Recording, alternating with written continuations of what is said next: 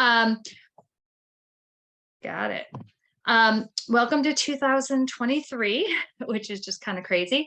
And it's not officially the second semester per the calendar. We know that that comes later in January, but it is kind of, certainly mentally, I feel like we've gone into the second half of the year. So one of the big things on our agenda for tonight will be to vote on our spring budget, which is exciting. Acacia will give us more details later and you will all have an opportunity to vote, but we think it not only reflects what we'll actually be doing in the spring, but our fundraising efforts have been really quite successful this year. Thank you, Rachel, and thank you, Sandra.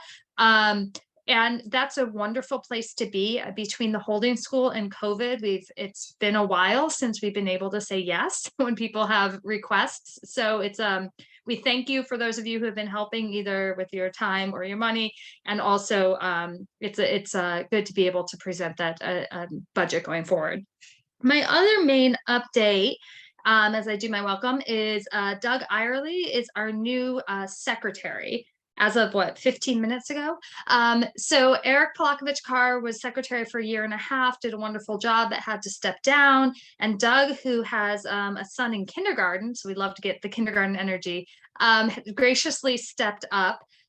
So you will be seeing Doug on the meetings moving forward. The board just voted to approve him in that position in our last meeting, again, like 15 minutes ago.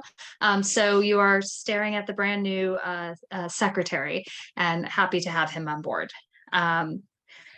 Great. So with that, I'm going to turn it over to Mr. Jane for the principal's update. All right, well, good evening, everybody, and Happy New Year. I think I can still say that as January 10th, but after this, it'll just be hello and how are you? I have quite a few updates to get through, so just bear with me. Do I have ability to? Yeah, all right, here we go. So I want to begin by thanking the PTA for helping us with our chili cook-off, our first ever chili cook-off, and our pie smashing. Here's a really good visual of me getting smushed. I think this was one of 35 pies that I took in the face. The kids had a lot of fun with it. There were a couple of parents that stuck around. Ms. Roberts, thank you very much. Mr. Clark, Ms. Clark, if you don't mind, just extend my thanks to Mr. Clark for running up and down to get our whipped cream. Yeah, I don't think I'm going to do this again, folks. This was not fun. It was fun for them, but I got a nice whipped cream chemical burn, and I was blinded temporarily. So we are going to have to come up with another option. I was seeing fog for a little while because the whipped cream, those goggles were very ineffective. But I think the kids enjoyed it. Building service, not so much. But I do want to thank you all, because in addition to the pie smashing, we had an amazing turnout for our first ever chili cook-off. And you can see a lot of the donations by the PTA over there, the fruit, the water, the condiments, the chips, everything was just amazing. And it was truly a really cool way to end now, Ms. Roberts, you alluded to this as well, and I said it in my community bulletin, and that is, while winter break is not officially the halfway point, it's a major milestone in the academic calendar. And it's a really fun way to get into winter break because we want to carry that momentum when we come back. So thank you to the PTA for everything that you did in order to make that event special. Next week, we are going to be celebrating Dr. Martin Luther King, and we're going to do that by what's called the MLK Week of Service. And so what that looks like is the county for a couple of years now has encouraged schools, or have told schools, that they have to come up with some type of service project for the community to celebrate the work of Dr. Martin Luther King. What we decided to do, you can see our theme here, it's Maryvale is doing what we can. We're collaborating with the Manna Food Bank to donate or to collect food that we will give to them as a donation. And for those of you that are not familiar with the Manna Food Bank or the Manna Food Center, their core values are grounded in service, respect, and partnership. They first started in 1983, coincidentally at a middle school. and they had a budget of $3,100. And with that, they were able to collect 16,000 pounds of food. Now, in addition to having students bring in food, we're trying to teach students the importance of nutrition. So what we decided to do was break each day up by theme. So if you take a look at Tuesday, January 17th, and I know that this is right around the corner, and we're going to advertise this heavily, and I'm asking the PTA to put this on their social media platforms. I'll send everybody a link. But on Tuesday, we are going to ask families to donate items that would go into the grain category. And then in the morning announcements, while our students are speaking, they will talk about the importance of grain in a healthy, balanced diet. January 18th will be protein. Thursday, January 19th, we'll do fruits and vegetables. And Friday, January 20th, we'll do other healthy items. And what we'll do is we'll get all the food. And then one of the reasons why we're collaborating with the Manna Food Center is because when you get so much, because I anticipate that we're going to get a lot, the logistical part of collecting foods and doing a food drive can be a problem. So Manna Food Bank or the Manna Food Center, they combine, pick up the food from your school. So that's what we're going to do next week. I'm going to talk about this a little bit more tomorrow at our leadership meeting, but we did put it in our staff bulletin this week. And we also put it out there. We're going to put it in the community bulletin as well. We're back to pretty much pre-pandemic norms. And with that, we're doing all different types of celebrations that had been suspended at the elementary school level. And that's why there's this huge celebration, and there's an emotional piece connected with that as well. Like, for example, we were able to do that fall festival this year. Another thing that we're going to be bringing back this year is Valentine's Day. So we are going to have Valentine's Day. Valentine's Day is on.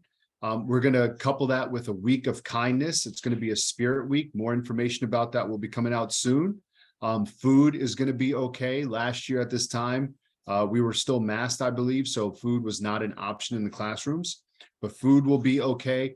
Valentine's Day cards will be okay, as long as everybody is included. Teachers will talk about or will share their individual classroom logistics about Valentine's Day, but I did want to let you all know that it is going to be something that we celebrate this year. Around this time, we start articulating with the middle schools. Our school is very unique in that we have this French immersion program, and if students elect to go to their home school, then we would be articulating to many, many middle schools in Montgomery County. So I say that because I'll just speak to two middle schools for this evening. That's going to be Gaithersburg Middle School and Wood Middle School. And I want to remind everyone that the parent information night, if your child is going to be going to one of those two middle schools, the information night for Gaithersburg Middle School is going to be January 25th, and Wood Middle School will be January 24th. In my most recent community bulletin, I linked their flyer that outlines the times in which those parent information nights will take place. On January 19th, we're going to have Rockville Music Night at Rockville High School. Now, unfortunately, I don't know if you know this, but Mr. Kloss had a pretty significant injury just before winter break. He was running and he got hit by a car. And as a result, he ended up having to have surgery, and he was out for a little while. And with that absence, he wasn't able to do that home stretch practice with our students, making them unprepared for a January concert. Aaron was devastated by it. He thought about the kids first. He came into school for the chorus concert in using crutches before he had his surgery. He was in so much pain, but his commitment to students was unreal because he came just to see the kiddos sing, and he was truly worried about canceling the concert. And I want to let you know that that was my call. It was my decision to cancel it because I wanted him to focus on himself. But the Rockville Music Night is going to take place at Rockville High School, and they're going to showcase their students, but all of the feeder schools going into Rockville High School are invited. That's going to take place January 19th from 5:30 p.m. to 8 p.m. I wanted to talk about our staff parking lot. We've noticed over the past month or so that many of our families are using the staff parking lot as sort of an underground carpool lane. So they're using the staff parking lot to bypass the regular carpool lane because they don't want to wait in that line. What ends up happening is the ones who get there a little bit early will find a spot, and so they can sneak in and sneak out, and nobody will notice. Then you have some parents who will park their car and they'll park behind staff members. And that's when it started to become a little problem because some staff members couldn't get out because parents were parked right behind their vehicle. You may have noticed late last week, we had our cluster security supervisor. He parked his car right next to the flagpole. It was a white SUV, and he was just there to monitor the situation. And he told us that we're going to have to consider coning off the staff parking lot just before dismissal to prevent people coming in and avoiding the carpool lane. So I just wanted to put that out there. You know, if you see cones or parents start asking why it's blocked, or if I'm asking them to move, the reason why is because we really want them to utilize the carpool lane, because ultimately what it boils down to is our safety, student safety. Tomorrow at our instructional leadership team, and I just want everybody to take a deep breath right now, relax, because I'm getting ready to talk about virtual instruction, or the possibility of virtual instruction. And I know with that, there comes a lot of emotion. And I'm talking about for me. So Montgomery County is taking the state of Maryland's offer for emergency closures due to weather. Now, does that mean that traditional snow days are going to go away? No. Traditional snow days are going to be here. It's a rite of passage. Students need to learn how to take a snowball in the face. They have to learn how to make a snowball. They have to learn how to sled, and they have to learn how to endure cold weather and being uncomfortable. All of that is very important. However, when we have a blizzard that's on the radar, and we know that we're going to be out of school for 3-4 days, those prolonged weather emergencies, the county can enact a weather emergency plan and have us go to virtual instruction so we don't have to tack on days at the end of the year. If you ask me, it's brilliant. And the reason why I say that is because we will have enough advance notice for everyone to prepare. If you have been looking at the community bulletin, I've been putting the same paragraph over and over again, and I'm asking the PTA to elevate it. That message states that if you do not have a device at home for your child to access virtual instruction, these are for the babies, the kindergartners, the first graders, the second graders, the students who are not bringing their Chromebooks back and forth. Now, Ms. Grunmeyer, your kids don't bring their Chromebooks back and forth, right? But Ms. Pio, I believe your students do. They're a one-on-one. So there's two different models that we have. We have one-to-one model, and we have what's called a cart model.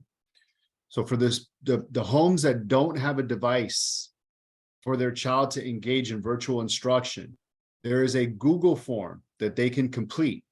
It's in Spanish and in English. If they complete the Google form, we're notified, and then we have a device available for them at the school to pick up that they can just keep at home, and then they can return at the end of the year. And that way, what we're not doing, the county will deliver those devices to us, but then we're not depleting our own inventory. Because if a parent comes or if a guardian comes and says, hey, we have a Chromebook, we need one, I'm not going to turn them away. So what I'll do is I'll go to Ms. Grunmeyer's room, I'm going to take a Chromebook out of her cart, and she's just going to be one short. So that's why I would really like to elevate that Google form. So that way parents know that if they don't have a device at home for their student to engage in virtual instruction, that they need to complete it. So that way we can get that in their hands.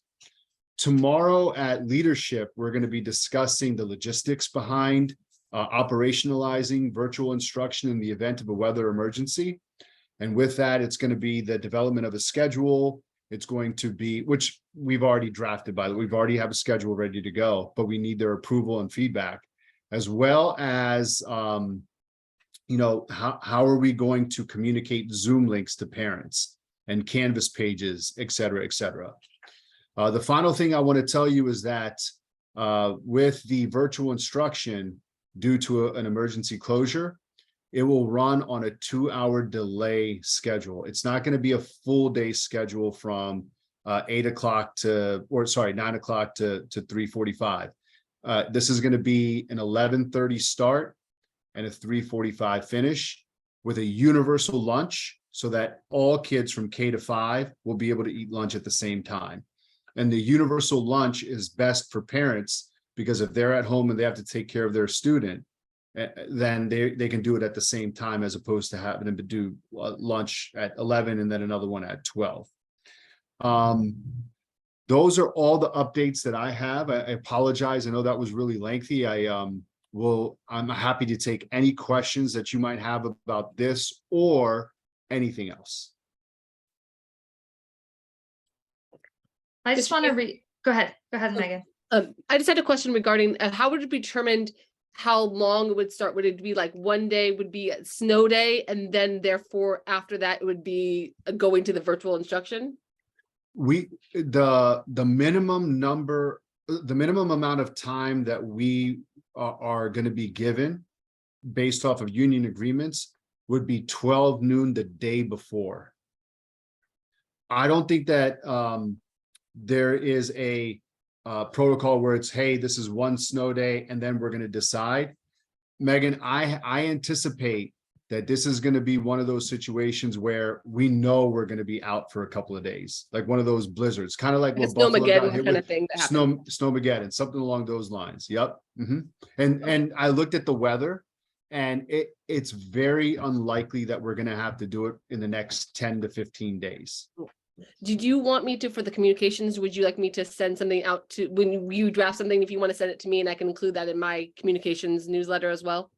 That would be wonderful. What would you like me to send your way? You want me, like the whatever you're going to draft for your communication, for your newsletter, to send it to me, and I'll put the same verbiage in mine. Okay, will do. I think somebody in the chat said that they're not getting the updates, the community messages, and they put their emails in the chat. If you could please send me an email to my Outlook, and then I'll forward that to my secretary, and then we'll make sure that it's in Synergy. Now, if your Synergy email is, if you have it, or if you've been getting the community messages from Ms. Prin, then something else is not right. But we just have to double check your email address with what's in Synergy. We'll get that squared away. Perfect.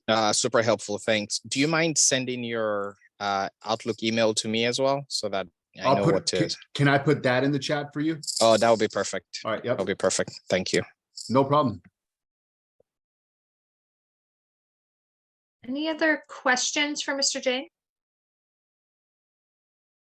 I have a couple of staff members here. If I've missed anything, or if there's anything that's coming up, please, feel free to let me know. But I think I may have covered it all. I just want to reiterate the thank you for taking, what was it, 35 pies in the face? 36, like but I didn't keep 36. count. 36. Yeah. And Doug, I sent you an email on the side. You need to send me your cell phone number, because I actually have a video of Henry who threw the very first pie at Mr. Jane's face. I was there watching, and he was selected to be the very first kid to throw the very first pie, and I happened to take a short video, so I'll send it your way. And actually, Megan, I know you're going to talk about this later, but since we sort of just talked about the teacher appreciation, why don't you give an update on the bags? Okay, so we had the bags from Jackie. Jackie wanted to put together bags for a teacher holiday gift, end of school, calendar year gift. And so she tasked me with working that out, and we had some budget. We had a slight budget from the PTA budget, and then Doug very generously donated a little bit more to help kind of round out the bags, because we had minimal amount for all our staff and teachers. And so Tanya Luck and we kind of got some donations from Trader Joe's, we purchased some items to get kind of like a snack gift bag for all the staff and teachers. And then we had Tanya and I package all of those. We had quite a few that we had to do. And then we put them in the staff lounge, and then Mr. Jane had them select them when they came for the chili cook-off. So it was, a coordinated effort, but we got everything, and I'm hoping it was a success for the teachers. At least it was something that they could consume and enjoy, and appreciate what they had. Well, thank you so much for your work on that. And we actually don't have a teacher appreciation chair, staff appreciation chair at the moment. So I don't know if anyone's interested in stepping up. One of the big things that we have in the budget and traditionally do is there's a staff appreciation week coming up in May, where we always get a luncheon. And so Megan and Jackie and others stepped up to kind of fill that role, and we really appreciate it. But we are looking for somebody to lead up that initiative in the spring. It's a relatively easy and discrete task. And then we also, have some ideas about things we could probably be doing in future years as we think about, expanding that role. But thank you so much, Megan. You're welcome. And then Tanya and I did offer to take that on for May if no one else. Oh, perfect. So all the better. Done. Jackie, so Jackie said to thank talk to you. you, so we have a plan. We can come up with a plan sooner rather than later, because that May rush comes hard and fast. Wonderful. Thank you so much. Even better. So we are going to go out of order just slightly because Acacia was driving home and asked me to do so. So Sandra, if you're okay, I'm going to go directly to the fundraising update. All right. So we raised last night at our Chick-fil-A restaurant, we got $160 for that. So thanks everyone who was out there. I saw a lot of families. It was hopefully a good event. If anyone has any recommendations for future restaurant nights, shoot me an email. I've kind of exhausted my my list, and so I'm like, well, I might start repeating some. The next one I'm looking at is for Krispy Kreme, doing a Krispy Kreme, but this one wouldn't be like going in, it would just be buying donuts. So, but yeah, so that's probably going to be our next restaurant night fundraiser. And then other than that, we're just gearing up for the silent auction. So if anyone is, I think I'm looking at the people on this call, but we could definitely use some help if anyone's interested in recruiting donations. It's kind of fun. I know Rachel enjoys it and I've enjoyed it, but you just contact businesses, contact friends, and see what we can get donated for the fundraiser. And usually people are pretty happy to help. So if anyone is interested in doing that or has time, it doesn't take a lot of time, and you can just a lot of it is just sending emails. And the more people we contact, the more donations we can potentially get. And then also for anyone in our community, teachers, parents, if you have anything that you think you could offer, and it could just be like a gift card, or I remember in years past, like someone put together like an art basket of a thing, for someone to bid on. So be thinking of that if you're willing to donate or do anything like that. And teachers are always so generous and donate their time as well. And so those are some things that we're looking for the silent auction. That's going to be in May. And yeah, that's basically the update that I have. Thank you, Sandra. Any questions for Sandra?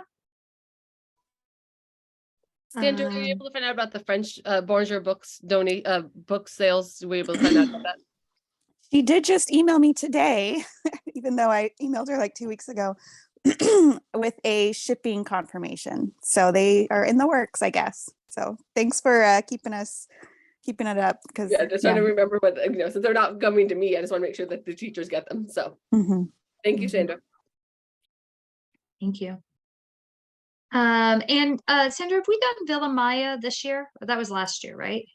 So Villa Maya, I like, it's a great restaurant. They're really close to me, but we never got the check last year. They're really hard to communicate with. Well, that's a problem. Yeah. So okay, got it. If someone wants to tackle that, I am like kind of like it caused a lot of stress for me last year. So I just don't want to deal with it again, but Yep. there's There we just go. one contact. They don't do email. You have to call them. They're up in Clarksburg sometimes, or sometimes they're in Rockville. And so yeah. So No, that's the answer. Don't make it hard. Okay. yeah. Good.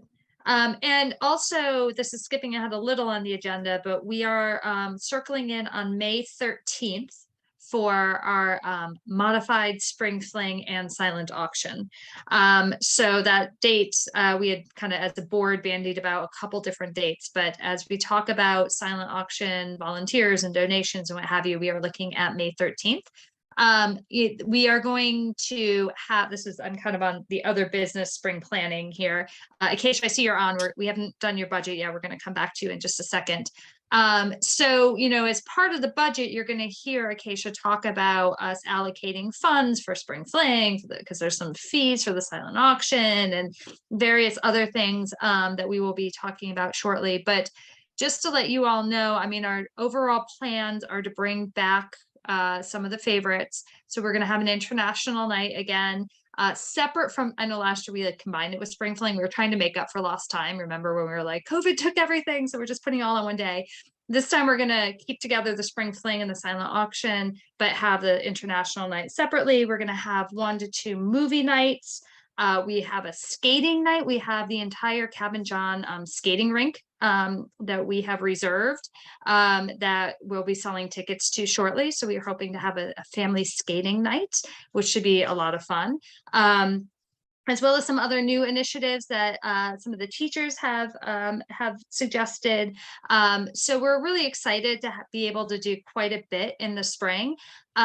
We are going to need people to help with this.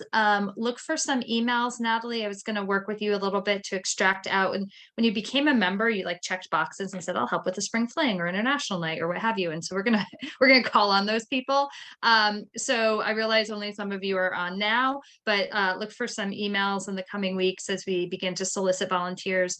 Many hands make light work. We just, we need people to run games at the spring fling. We need people to certainly help solicit for donations for the silent auction, et cetera, et cetera. So we're excited to bring that stuff.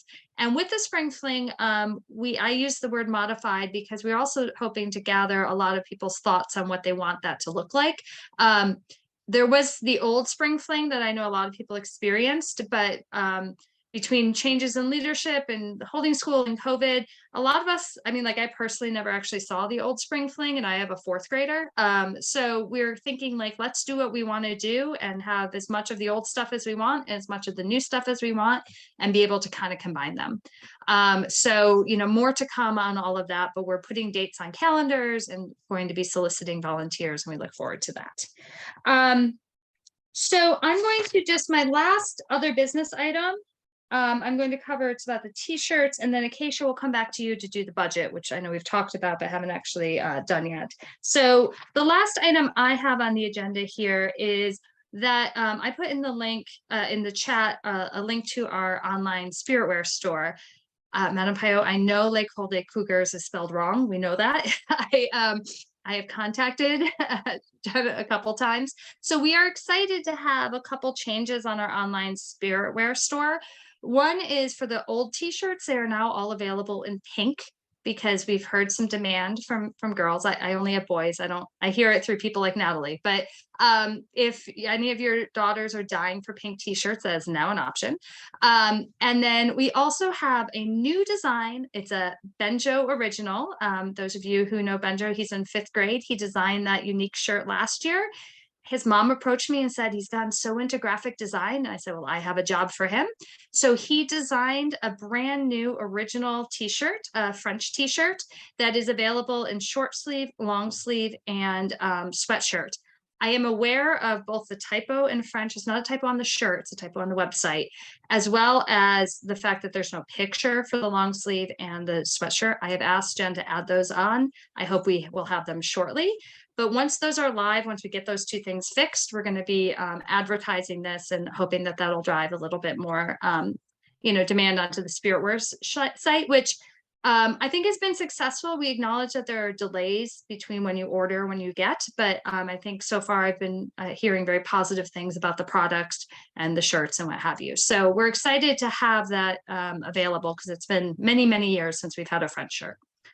So, all right. Any questions or comments for me before we go back to the budget?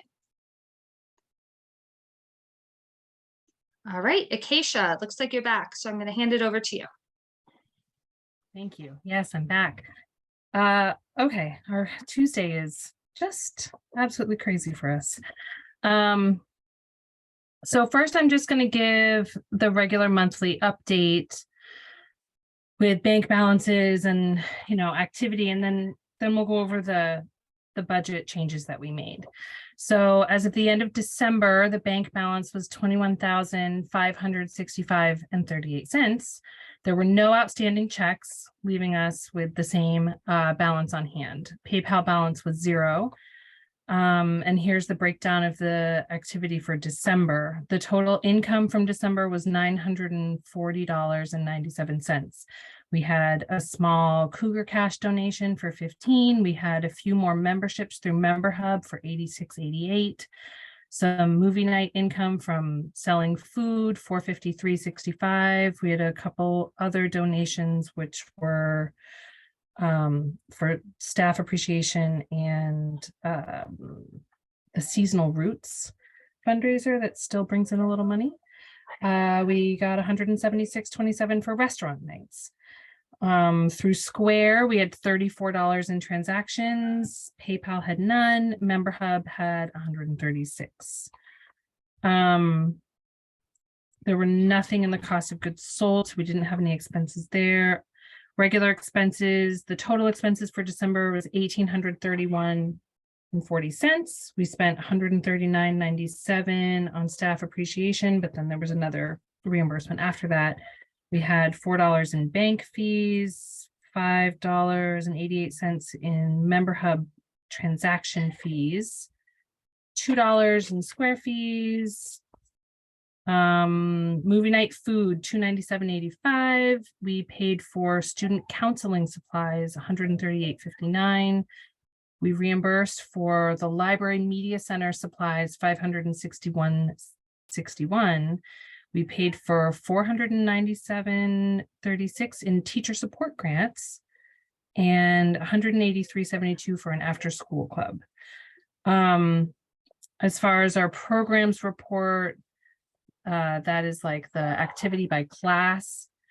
Spirit Gear still has a profit of $1,069, but we're waiting for an invoice from the printer, so that will go down some. The book fair revenues finalized for the year. The school supply kits are finalized for the year. The Cougar Cash brought in $15 more, so our total number of Cougar Cash for the year is $5,637.84 as of 12/31. And the movie nights has a profit of $116.20 after the first movie night. This is going to cover about half of our movie license annual fee.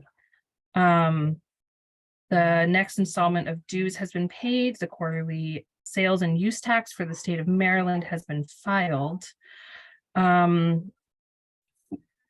Since we're looking at a few more events, I think that we should order a couple more Square readers. At this point, we've ordered and lost the free ones, so they're $10 a piece. We have money in the budget under like office supplies that I can purchase that with. So I thought I'd order a couple more of those. So we're not in the position of me driving in and people texting, do we have a Square reader at the event somewhere? We need to get a few more of those. So next up for treasurer, other than monthly reports, is the next tax filing is in April, and then dues payments as they come. So let's talk about the budget changes that need to be voted on. So we take the time each January. This has been the practice for the last few years because things have been so uncertain, to reevaluate the budget. We do our best in the summer to, figure out what's going to happen in the year, and it's always different. So we just kind of know that we're going to do our best and vote on the best budget that we can in September, knowing that we're going to reevaluate in January. And here that is. So our fall fundraising efforts did better than expected, and we had some more requests for expenses, and we wanted to make sure that those were able to be fulfilled since we had more money come in. If you're not aware, we cannot spend money that has not been approved, even if we have it. So if we didn't move money around in the budget like this, even though we brought in 5,600 in, Cougar cash, it would have to sit in the bank if we didn't adjust our budgeting accordingly, which is just a great way to keep our money safe and keep everything above board, and everybody knows and agrees on how we spend our money. So here are the changes that have been made. I'm going to share my screen and hopefully I do this correctly. Let's see.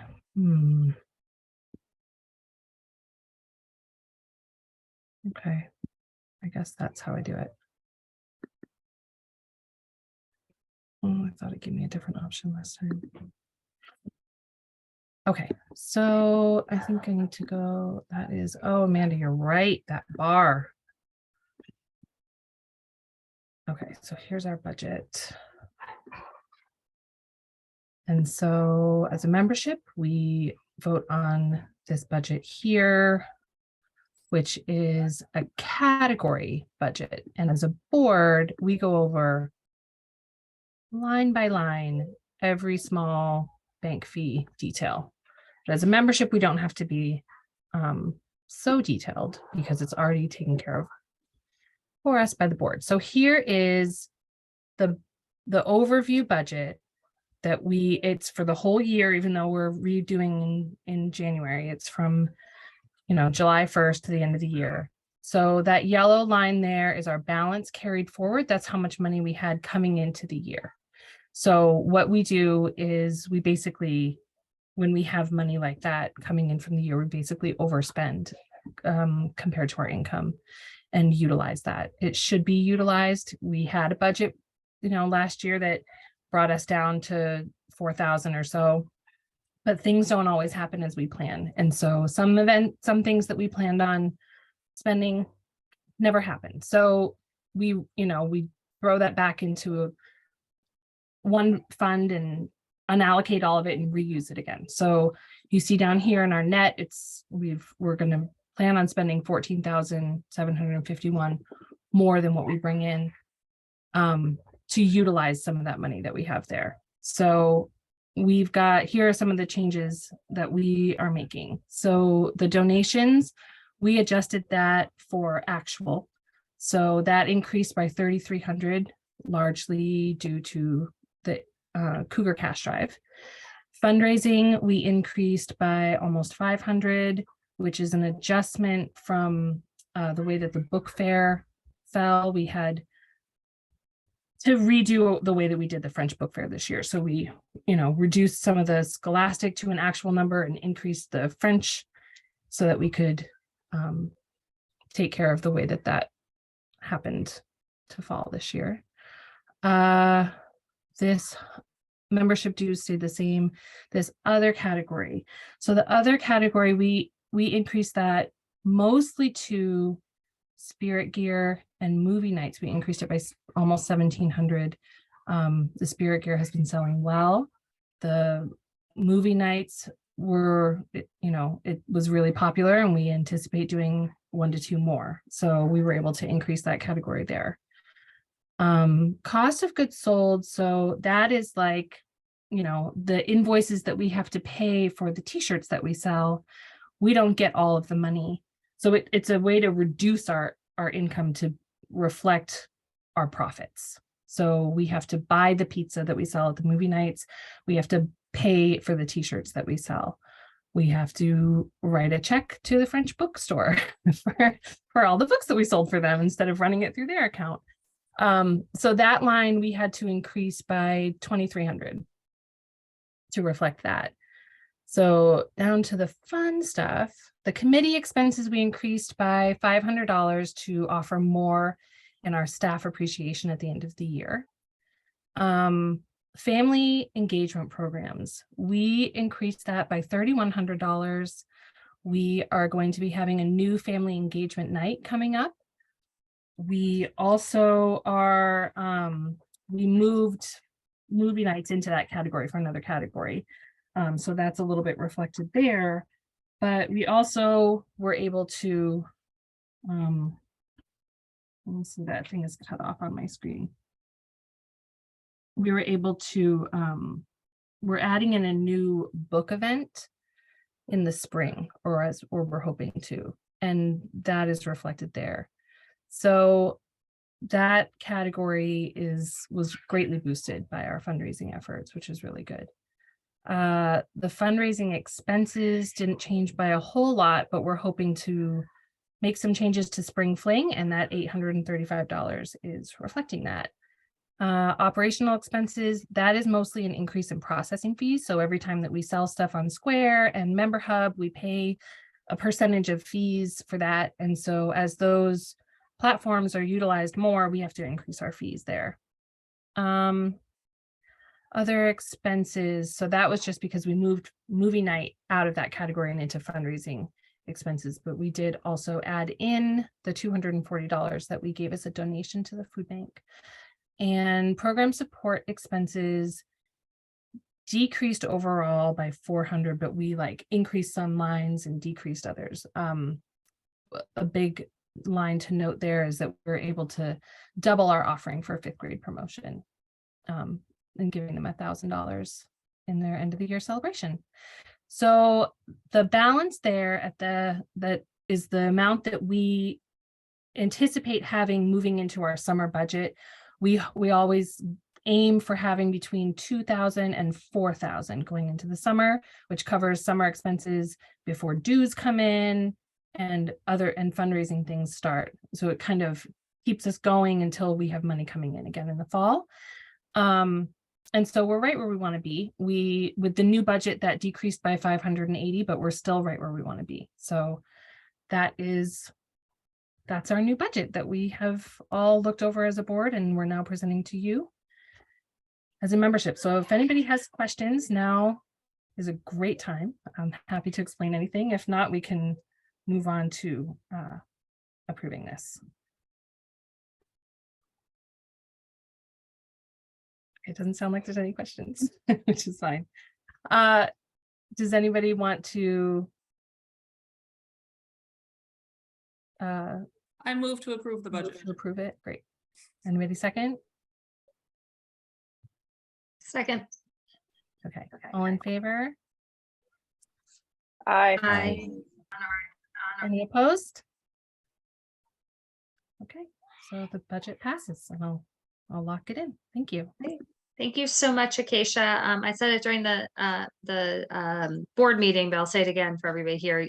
A lot of work went into this. Thank you so much.